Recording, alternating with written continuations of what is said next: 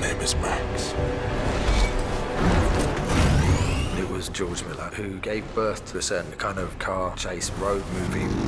Now he's come back to reignite his world, which he started.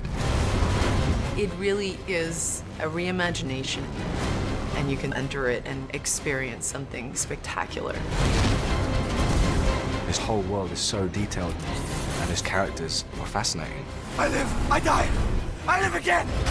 George is such a legend of cinema, and I loved stepping into George's world for 6 months.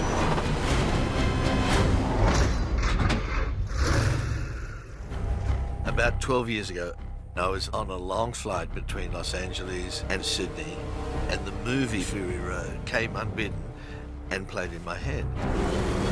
Here we go! And by the time I landed, I told my colleagues, I think I've got another Mad Max movie. It was an opportunity to use the new technologies and yet still do real people and vehicles in chaos.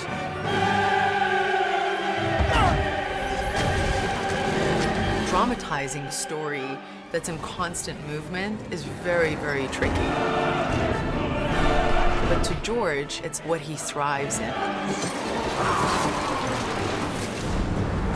Remember to drive, yeah? George is an absolute genius. And he just puts his heart and soul into every detail.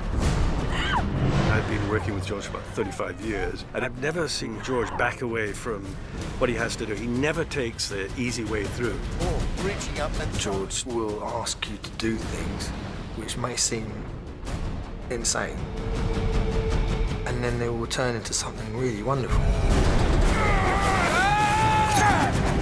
He flipped trucks and he blew things up and he attached people, including me, to things which were far too high.